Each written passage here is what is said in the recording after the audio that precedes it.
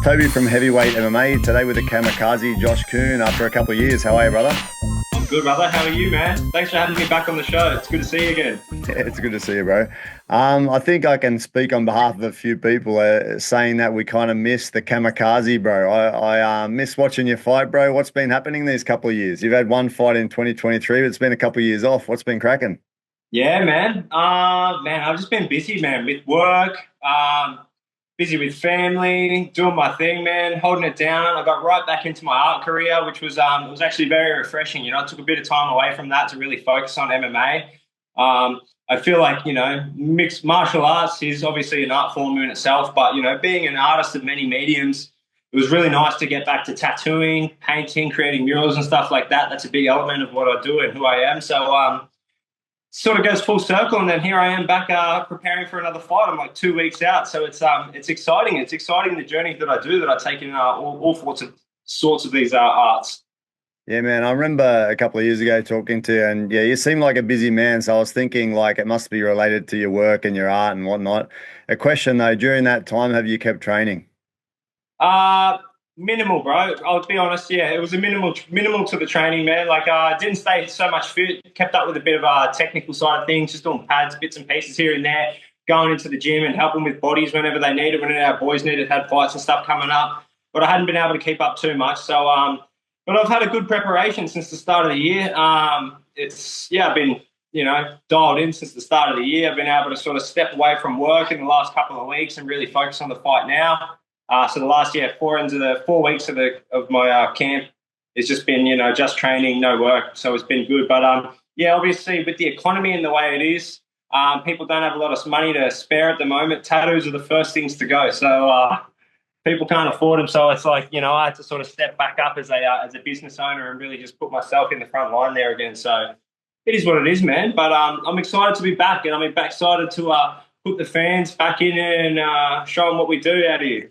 That's it, man. Hey, I was looking at your last fight was in 2023 against McBride, one of the South Island League guys. Nice gym to be fighting someone out of there. They're decent. You look like a little bit of a different man, a bit more measured. Would that be correct in saying? Yeah, man. I found like obviously the Kamikaze is a bit chaotic, man. So I found to control that chaos was a massive part that I was lacking in my game, in the professionalism. I think the very first lesson I learned was obviously against the Dimps fight.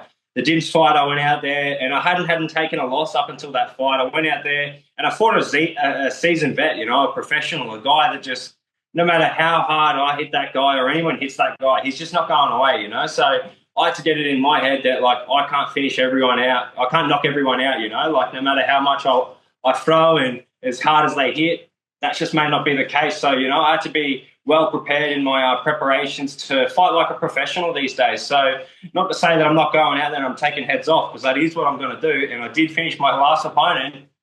It's just a different approach on how we do it now, man. A bit more control to the chaos. Yeah, man. I was thinking to myself, because when we chatted, I think you were two pro fights deep. You had a couple of first round KOs, and you'd already KO'd 3 guys in the amateurs, and so you had 5, and then you had another one, 6 KOs in a row in the first round. Like you don't know what it's like to get into those sort of deeper waters, right? And then the time frame for those 6 fights is probably less than what you fought against them. So exactly. You must have learned a lot in that fight too, right? That was probably my biggest stepping stone, that fight. And like, honestly, it's still one of my favorite fights. Even though I lost the fight, there were some moments that I looked shit in there. There were some moments that I looked good, but it was a fan favorite, and it was like one of those fights that, it's remembered regardless, of the result for myself. And Dimps is an absolute legend. He was the first guy that I fought that I actually knew personally, on a personal level, going into a fight. So that also changed things for me too, like changed my mindset, because I went in there as just like an avid street fighter in a sense. Like, that's all I'd ever really done. I'd gone in there and just with cruel intentions and just trying to take people's heads off. I did that against Dimps, and he knew what to expect. He'd been there 1,000 times. He's got all the experience, and he knew how to weather the storm, and he knew how to capitalize on it, and he did just that. So, kudos to him, but also, like, kudos to me from learning from those things and actually coming away and having the composure and bringing that back into my gameplay now. And I think having that composure is like been the biggest, upgrade in what I'm doing now and how I approach my fights. So not to say you're not going to get a vicious, violent Kamikaze. you're just going to see it in spurts and measurements of when those moments arise.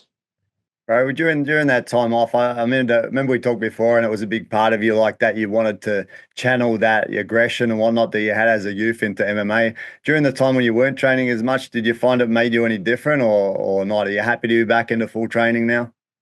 Yeah, man, definitely things are different. Like, I've got twin boys, and they'll be 4 next month, and I'm seeing like some of these crucial years with my kids, man, and it softens you a little bit as an adult and as a father, man. So, not to say that I'm not like a chaotic cunt or whatever, but like it's just like I think my mentality is just much more mature and in my approach and what I'm doing. So, I'm able to see this as a sport as more as than a fight. So. I think that's a massive difference in my mindset.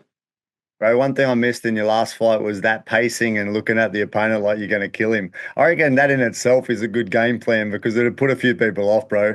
Maybe especially you guy you come up against, Jesse Medina, bro. I'm sure he's seen you fight.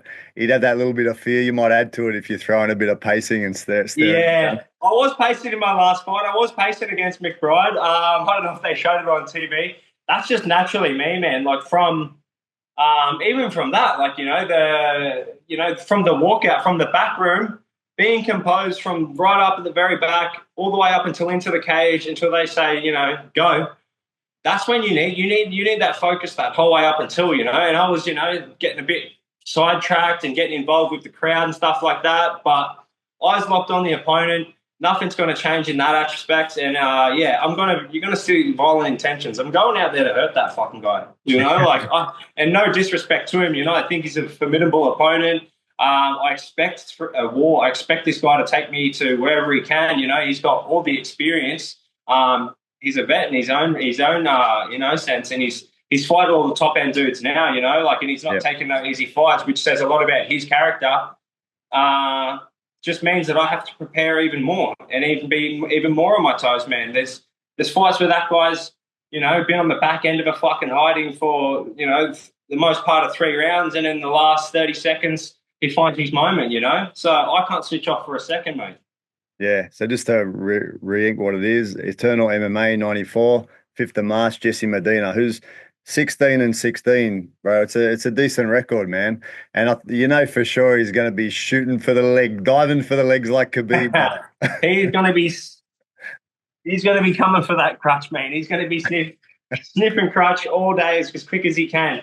And, no doubt to him. That's not to say he's got a pretty decent stand-up. I know he looks for that checkbook. I know that he stands up tall. I know he's got some Muay Thai background too. So I hope he wants to strike with me for a bit, but I'm not going to be surprised as soon as he's as soon as he's diving for it. I feel like as soon as if I touch him a bit, he feels that power. I'm going to have to stuff a few takedowns and then really make him second guess where he's at these days, Yeah, man, you're still training at a CMBT gym? I am. I'm training I've done my whole camp at CMBT this time. As you know, I've done some traveling in the past and got experience at the great gyms such as Freestyle MMA in Windang, City Kickboxing in Auckland. So, I've done the rounds. Haven't been over to Bangtown now. I was planning to go over there for this fight with Volk, but just the cards didn't align for me. Too much stuff going on back home. So my whole camp's been done here at CMBT. But it's also been nice, man, being able to stay home with the family, with the kids, my own environment. It's been good. Bro, those 3 gyms you just mentioned, I was lucky enough to have a chance just to do some privates at all those gyms, at Freestyle, at City Kickboxing, and also Bangtao, bro. My favorite one, I just think about it now, is recently the last one I went to was Bangtao, and I did some sessions with Brad Riddell, man. He's an awesome coach, eh? Oh, man. That's one person I'm yet to properly work with one-on-one, but I've had a lot of people around me say that, man, he is just an absolute genius when it comes to this stuff. His fight IQ is second to none, especially talking about his own wheelhouse, being a little bit of a shorter fighter, getting in and that, working around punches and that, some great stuff, Yeah, man. Yeah, I look forward to the day that I get my chance to actually get a chance to sort of pick his brain and have some sessions with him myself. That's it, Brad. So you've been out for a while, man. Mental prep and physical conditioning, it's all back in shape? All back in shape now, man. Yeah, we're on the tail end of things. I've had a bit of adversity this camp, man. There's been some skin infections and all sorts of shit running rampant throughout, the whole of Queensland gyms. A lot of gyms have been shut down. A lot of people are doing checks on the way in. I've had 2 skin infections. It's pulled me out, and I had to go on 2 courses of antibiotics this camp. That sort of fucked with my preparations a little bit. You know, made it hard with some of the weight. Obviously, antibiotics blow you up a little bit. You hold a bit of water retention and stuff. So it was a bit touch and go there. But I think, you know, I've got past most of the hard stuff now, and it's just dialing it in now. I think like now we're past most of the shit. I'm really focused on these last 2 weeks, and I'm dialed in, man. I'm looking forward to this fight. Nice, man. Motivation and goals, bro. Before it seemed like it was a secondary thing. You didn't need to focus on fighting. You're doing it because you love it. What's your motivation and goals now? Is it anything to do with getting to the top and making a ton of cash, or are you just doing it because you love it, take it as it comes? You want to know the honest truth? Yeah. I've been putting my hand up for bare knuckle FC. They wanted to see some activity. I can't really get a bare knuckle fight in Australia. We don't have it. To fly to the UK and to take a little fight over there wasn't sort of feasible for me and what I'm going to do. So my plan is to go out, get a knockout here, and call for my bare knuckle opportunity. Big bro, that's awesome, mate. That's exciting. I think it suits me to a T, man. You know, like really, you guys want to see knockouts? That's what I do. That's where a lot of your training happened for the fights of fighting, right? Out in the street, bare knuckle. That's right, brother. That's right, man. I've got more BKFC. I've got more bare knuckle experience than most of these guys put together. I promise. Yeah, awesome, bro. Hey, so obviously you've given your prediction. It's a KO in round 1. Looking forward to the fight, bro. Looking forward to see you back in action. And you were pacing backwards and forwards your last fight, but you weren't eyeballing him. That was the difference. So yeah, see some eyeball. I'm going to be looking for it. All right. For you, this guy's going to get the fucking evil eye treatment. That's it, bro. That makes me scared from across the screen, bro. So yeah, let's go. Yeah. Thanks for your time again, Josh, and best of luck for this, and best of luck getting into bare knuckle. Hey, all good, brother. I thank you. I appreciate you taking the time out to have a chat with me once again. I appreciate you caring about my career, and you're doing a great thing for all the local upcoming fighters and all the guys of Australia and New Zealand, man. So cheers to you as well, brother. Cheers, bro. Thanks for the comment. And yeah, of course, looking forward to seeing you fight again, bro.